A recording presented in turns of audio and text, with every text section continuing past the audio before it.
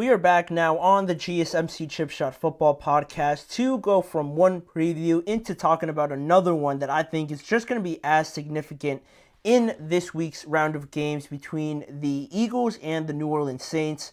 A statement game, like you guys see on your screen, between the both of them, right? Because it is a huge NFC matchup for the simple fact that the Eagles, uber talented, top to bottom on offense. They have some great players on defense as well. But you have the Eagles coming to town, coming into New Orleans against the Saints that have surprised a lot of people, right, in this early portion of the year. How they beat the Cowboys, how they handled the Panthers, obviously, and just how efficient they look on offense. I'm pretty sure they lead a bunch of categories on the offensive side of the ball. So that's one thing, right? The Saints offense, trying to come in here after a loss to the Atlanta Falcons, trying to rebound. Still probably no A.J. Brown, so that's going to be a huge loss. But the Eagles coming in at 1-1 against the Saints at 2-0.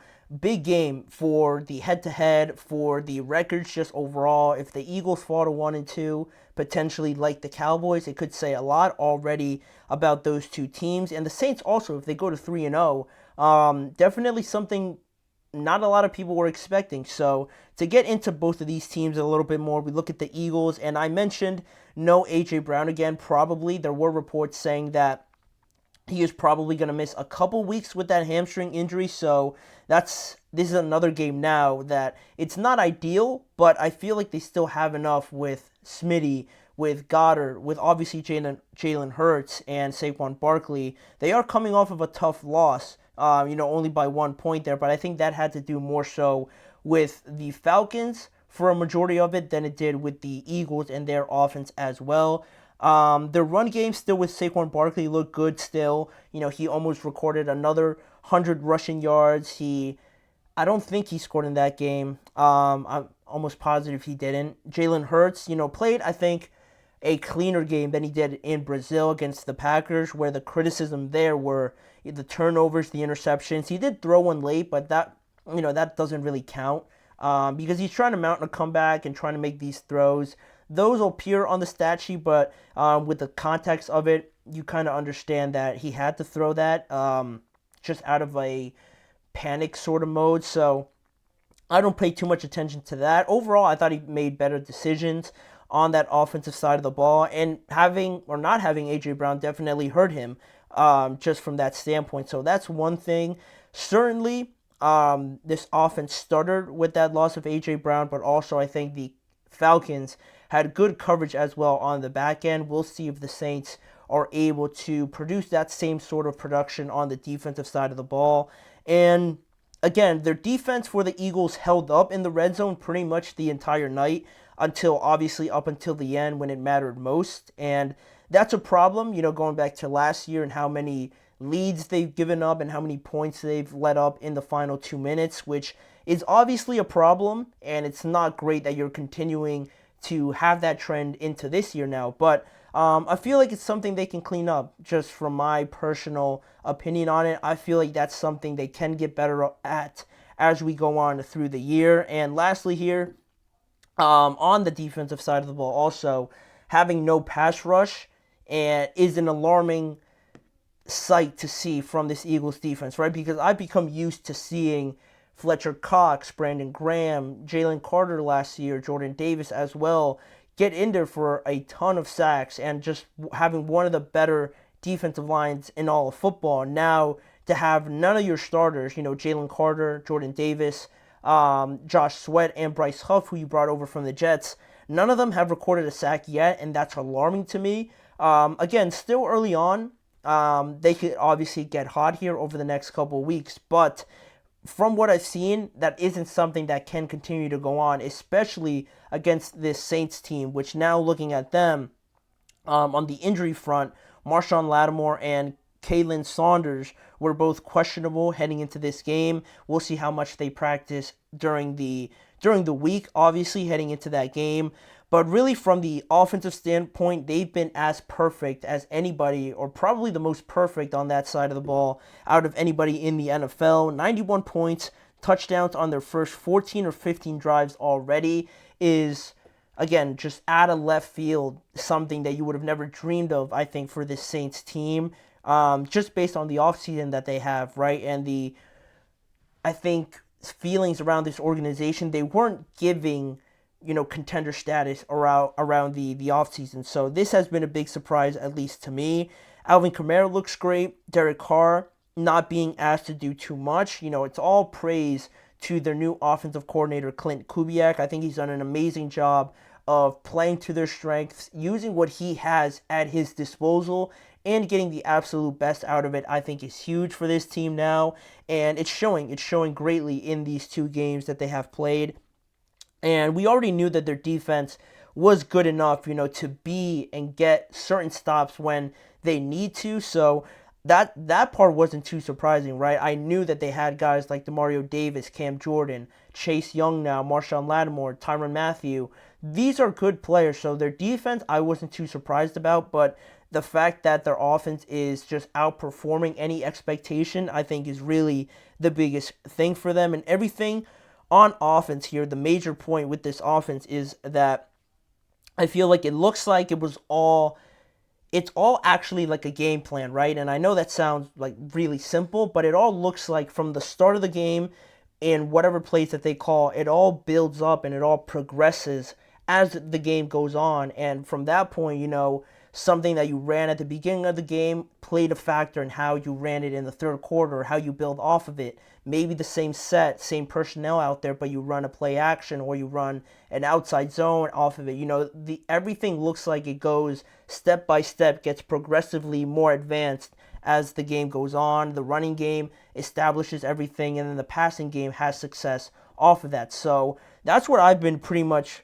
very satisfied with, how everything looks very rhythmic. They go at their own pace, and that's why I feel like they've been so successful. And now this is a great test, right, to see, like I said before, where the Eagles are, if they're able to contend with what looks like the best offense in football, and the Saints also to play a team like the Philadelphia Eagles, right? They were major contenders last year. They made the Super Bowl not too long ago. They have one of the more talented offenses, at least in the entire NFL. Are they able to handle them like they did the Cowboys and go to 3-0? It's some statement is going to be made off of this game, and that's why I'm looking forward to this game so much.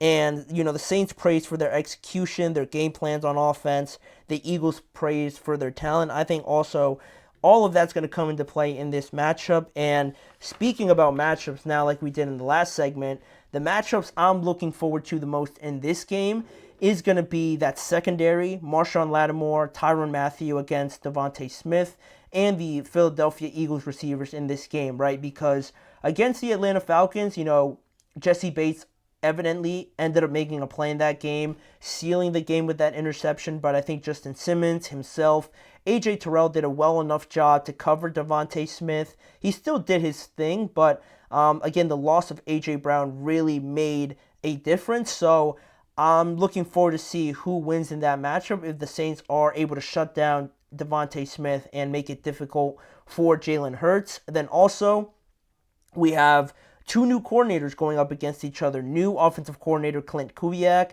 against the new defensive coordinator Vic Fangio for the Philadelphia Eagles.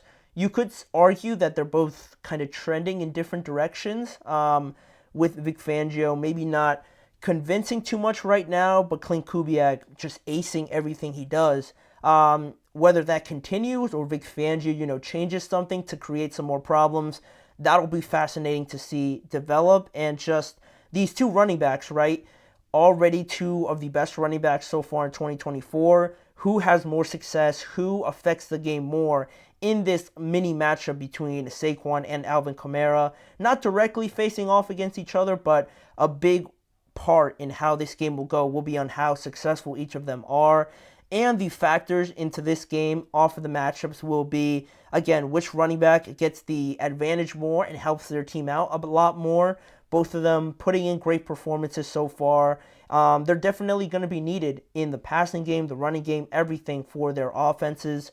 Then another factor will be which pass rush could create more pressure to Hurts or Derek Carr, right? Can this Eagles defensive line finally get going and throw Derek Carr off of his perfect rhythm that he has been on for the first 2 weeks? And likewise, can Cam Jordan, Chase Young get to Jalen Hurts and maybe lead him to making some of these bad decisions on some of these throws, not reading defenses correctly, and just throwing interceptions that leaves everybody confused? That's also going to be a huge part in this game. And lastly, which quarterback will make more plays, right? Which quarterback will shuffle through the challenges of the opposing defense and make more plays with his legs, with some of the throws, everything like that. Obviously, Kirk won that matchup last week. He made the biggest play when it mattered most, executing that 2-minute drive to perfection. So, off of the bat of that, can we see Jalen Hurts rebound and go into New Orleans and play tremendously better to get a win in a hostile environment, right? With the Saints being good, apparently, that stadium is going to be very, very hostile, and it's going to be a great scene to watch overall. And that leads me into my predictions, right, in this game. I feel like because the Eagles desperately need this game and the Saints haven't faced this level of offensive line yet. You know, they've played the Panthers, they've played the Cowboys offensive line that isn't as good as the Eagles, and a running back as good as Saquon Barkley. I think that'll be huge for the Eagles in winning this game. Ultimately, I think they will rebound and win this game. I feel like the Eagles will control most of the time of possession in this game and kind of cool down that Saints offense to not have them on the field as much and just keep them rolling. I feel like Saquon, this offensive line, are able, if they're able to take over this game, I think that'll be the deciding factor overall. I like the Philadelphia defensive backs also. I like Quinyon Mitchell. I like Darius Slay and C.J. Gardner-Johnson going up against one of his former teams. I think this will be a good situation where maybe Chris Olave, Rashid Shaheed aren't in situations where they can create space because the defensive backs are all over them. I think that also could throw the Saints offense off a little bit more. And this Philadelphia approach of bending but not breaking and allowing touchdowns, I think could also make the difference. They didn't allow a lot of touchdowns, right? They only allowed 2 in the Falcons game, and their offense just wasn't able to keep up at the end of the day with that drop by Saquon Barkley, but 9 times out of 10 he makes that catch. So I feel like they'll get everything together this game. It'll look a lot more like the Packers game I'm anticipating in Brazil, so I think the Eagles will pull it off and get an upset win. I don't even know if I would call it that. I haven't checked any of the lines or anything like that, but it feels like an upset if they're able to beat this red-hot Saints offense. But let me know what you guys think of my predictions and give your guys' predictions as well in the chat box. But now, moving away from the previews, we're going to look at 2 situations in the next 2 segments that I thought were interesting, looking at the injuries, similar injuries that the Chiefs and 49ers are dealing with both of their starting running backs being out and both of their starting wide receivers also being out. Which set of injuries worries me more going further into 2024? And then in the last segment, more on the defense. Which defense worries me more between the Jets, the Eagles, and the Dallas Cowboys? Both of those topics are coming up in just a few moments. Don't go anywhere.